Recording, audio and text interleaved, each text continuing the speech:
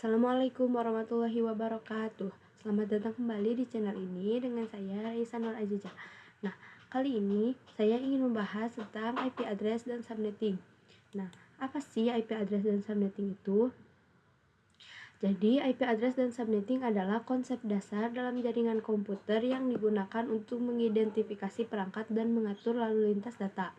Nah, kita akan mempelajari sedikit lebih lanjut tentang IP address. Jadi, IP address adalah alamat unik yang digunakan untuk mengidentifikasi setiap perangkat dalam jaringan.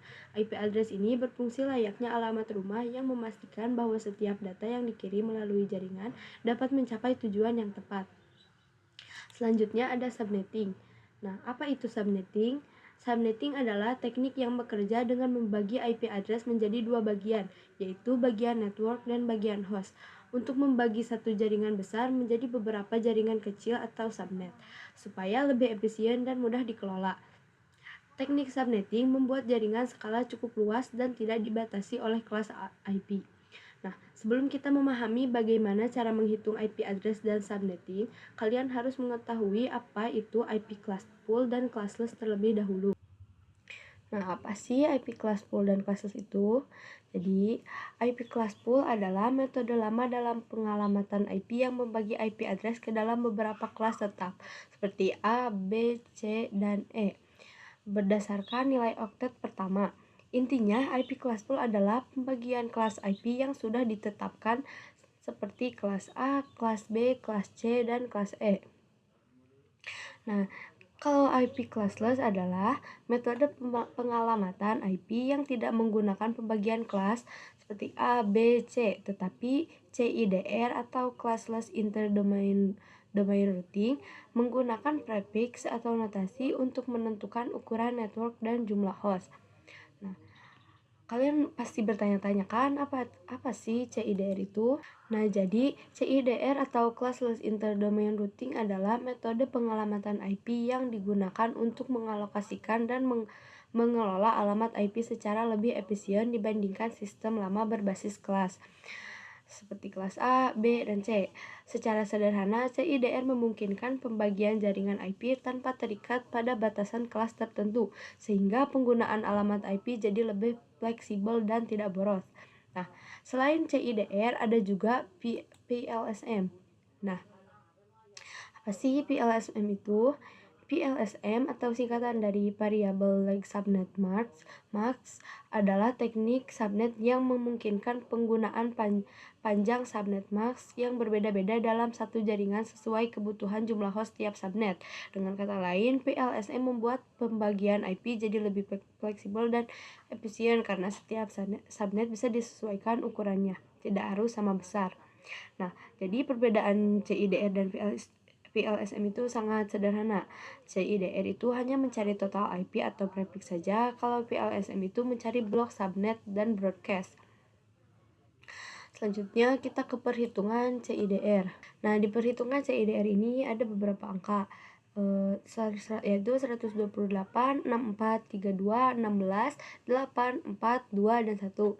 Nah, di sini juga sudah ada contoh soalnya, yaitu 192.168.0.10/25. Nah, di sini kita harus mencari /25. Nah, kenapa harus apa itu /25? Jadi /25 adalah 128, /26 adalah 64, /27 adalah 32, /28 adalah 16, /29 adalah 8, /30 adalah 4, /31 adalah 2, dan /32 adalah 1. Kenapa harus sampai /32? Karena di sini terdapat beberapa 4 oktet. Nah, di masing-masing oktet ini terdapat 8 bit. Nah, mari kita tambahkan. Di sini 8 plus 8 plus 8 plus 8. Nah, jika dijumlahkan semua, ini hasilnya adalah 32. Karena di sini kita harus mencari yang /25, jadi kita akan menghitung kembali ini dengan cara 8 ini kita coret lalu ganti menjadi angka 1. Nah, kita hitung kembali. 8 tambah 8, 16. Tambah 8, 24. Tambah 1, 5. Nah, 25 ini ya. Nah, di sini sudah ketahuan bahwa 25 itu adalah 128. Nah, 25 itu termasuk kelas C. Nah, kenapa kelas C? Karena kelas B itu hanya 2 oktet, kelas A 1 oktet dan kelas C 3 oktet. Nah, kita coba ganti ke slash 27. Nah, kan kita sudah tahu bahwa slash 25 itu adalah 128, slash 26 itu adalah 64, dan slash 32 itu adalah slash 27 itu adalah 32. Nah, kita jumlahkan ini semua. 128 ditambah 64 ditambah 32. Hasilnya adalah 224. Nah, sudah ketahuan hasilnya 224. Nah, sekarang kita lanjutkan ke perhitungan PLSM. Nah, sebelum kita ke rumus, saya akan menjelaskan ini terlebih dahulu. Pertama, ada subnet max. Subnet max adalah identitas atau batas wilayah dari sebuah jaringan IP. Lalu network atau blok subnet adalah alamat pertama dalam subnet berfungsi menandai jaringan. Lalu ada host adalah alamat IP yang dipakai perangkat seperti PC, server, dan lain-lain dalam jaringan. Selanjutnya ada broadcast adalah alamat terakhir dalam subnet digunakan untuk mengirim pesan ke semua host dalam jaringan.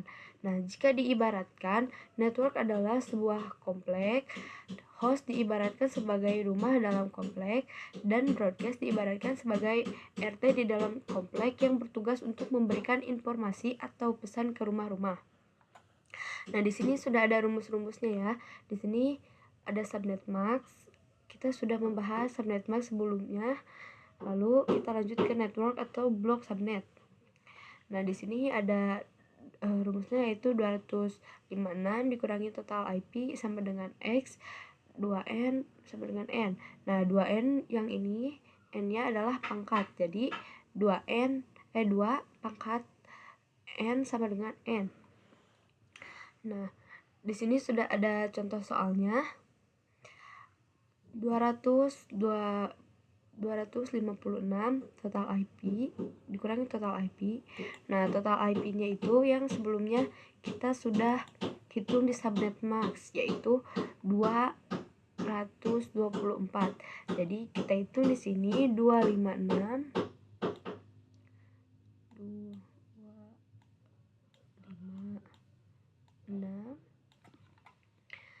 dikurangi 224. Hasilnya adalah 32.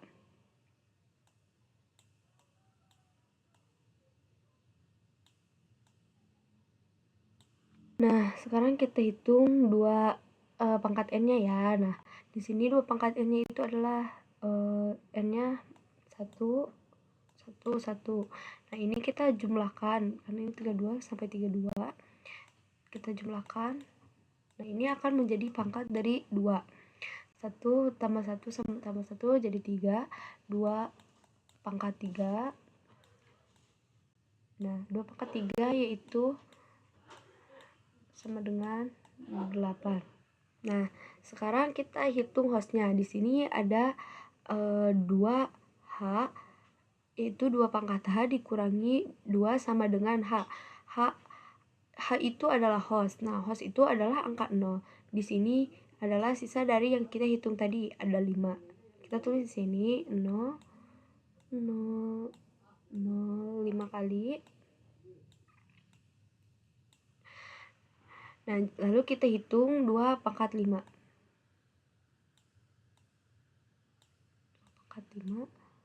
2 di sini 2 pangkat 5 adalah 30 ya. Jadi hostnya itu adalah 30. Lanjut, sekarang kita akan menghitung kita sekarang akan menghitung broadcastnya.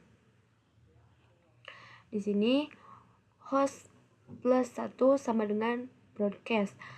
Nah, di sini sudah ada ya, hostnya adalah 30. kita tulis 30 ditambah 1 yaitu 31. Jadi broadcastnya adalah 31. Nah, mari kita lanjut ke tabel. Di sini ada N, H, dan B. N di sini adalah network, H adalah host, B adalah broadcast. Nah, tadi ada dua jawaban, yaitu 32 dan juga 8. Nah, angka 8-nya itu adalah perubahan dari 0 ditambah 32. Jadi 30, hasilnya 32 ditambah lagi 32 ditambah 32 jadi 64 dan seterusnya sampai 8 kali. Nah, untuk broadcast ini adalah hasil dari network yang dikurangi 1. Jadi broadcast itu adalah 31. 32 pertama dikurangi 1 adalah 31, lalu 64 dikurangi 1 adalah 63 dan seterusnya. Nah, untuk host ini adalah angka setelah network dan sebelum broadcast. Nah, sekarang kita akan mencoba mengimplementasikan jaringan IP address dan subnetting. Di sini sudah ada 6 PC, 2 switch, dan 1 router. Nah, jika kalian masih belum tahu apa itu fungsi router, jadi fungsi router itu untuk menghubungkan beberapa jaringan dalam subnet max yang berbeda. Nah, pertama-tama kita akan mencoba memasukkan IP dulu. Sini kita masukkan IP-nya 192.16.12.1. Lalu untuk subnet max-nya yang ini kita ganti jadi 224. Lanjut isi 1.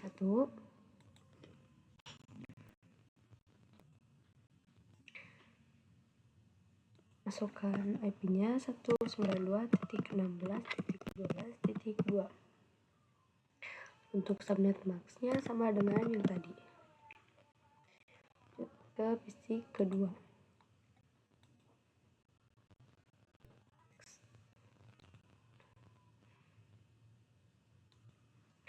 Itu 92.16.12.3.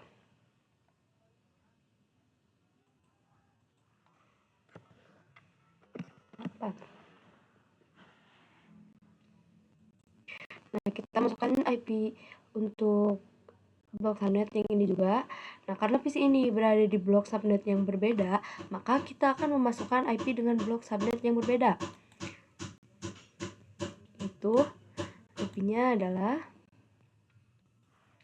192.16.12.33. Tetapi kita akan menggunakan subnet max yang sama dengan yang tadi, 224.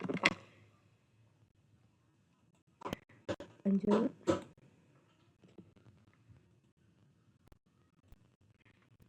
Desktop configuration 192.16.12.3.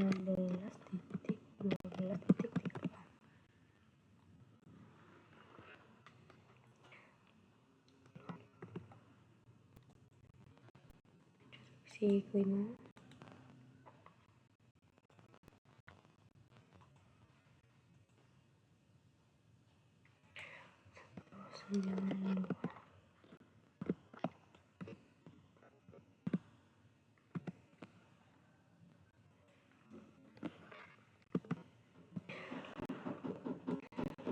Nah, sekarang kita akan coba ping dari PC 0 ini ke PC 1 untuk mengecek apakah sudah saling terhubung atau belum. Kita coba command prompt, kita ping, lalu masukkan IP PC 1 tadi,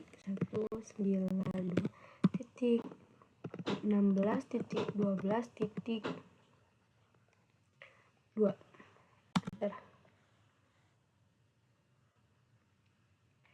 Nah, di sini sudah reply ya, tandanya sudah terhubung. Lalu kita cek juga dari subnet yang ini. Yang ini. Box subnet ini, lalu kita masuk ke ping. Kita cek IP dari PC yang ke 192.16.12.34. Enter. Nah, di sini juga sudah reply ya, berarti tandanya sudah saling terhubung. Nah, ketika sudah terhubung semua, kita akan mengkonfigurasikan IP address untuk menggunakan antara blok subnet 1 dan 2. Caranya kita on-kan dulu interface-nya di router, kita masuk config, interface, on. Sini juga kita on. Lalu kita masuk ke CLI. Sini kita klik in, lalu enter. Lalu interface G0/0. Enter. Kita masukkan IP address-nya. Address 192.16.12.30. Nah, kenapa sih 30? Karena rata-rata di switch yang pertama itu kita menggunakan networknya 1 sampai 30. Nah, sekarang kita subnet max-nya itu 255.255.255.224. Kita enter lagi. Lalu kita masukkan switch yang kedua, interface G0/01. Enter. Lalu masukkan juga IP address-nya. 192.16.12.62. Nah, kenapa 62? Karena di blok subnet yang kedua ini rata-rata IP-nya 33 sampai 62. Lalu kita masukkan juga subnet max-nya 255.255.225.224.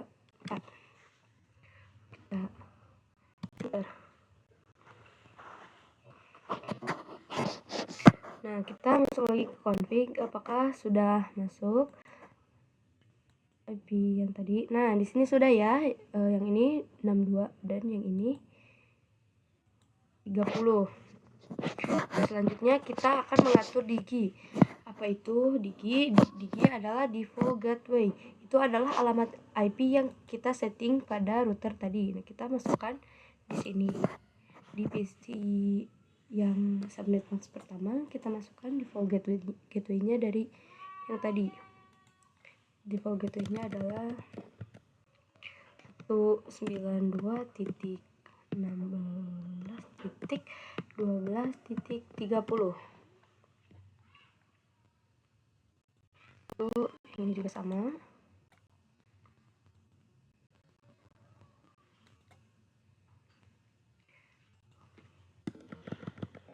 Satu 92.16.12.30.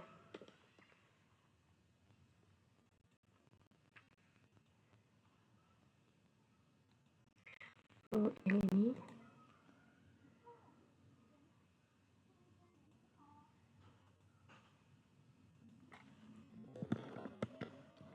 92.16.12.30. Nah, sekarang kita masukkan juga dari subnet max blok subnet yang ini. Kita akan menggunakan default gateway yang kedua. Itu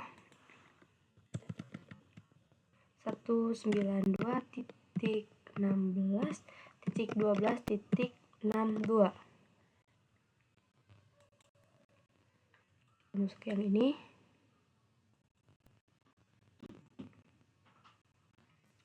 Sini juga sama. 192.16.12.62.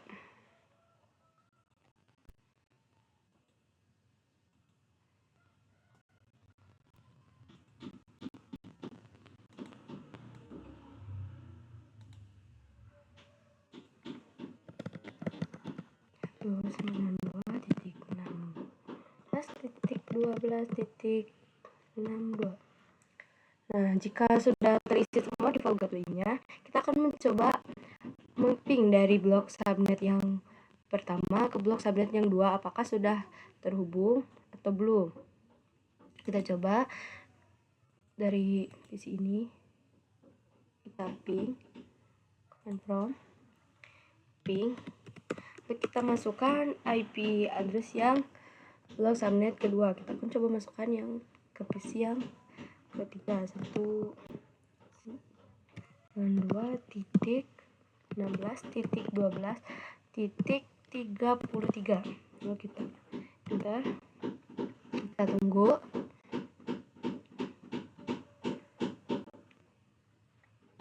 Nah, jika pertamanya adalah request timeout, jangan khawatir karena setelahnya akan replay.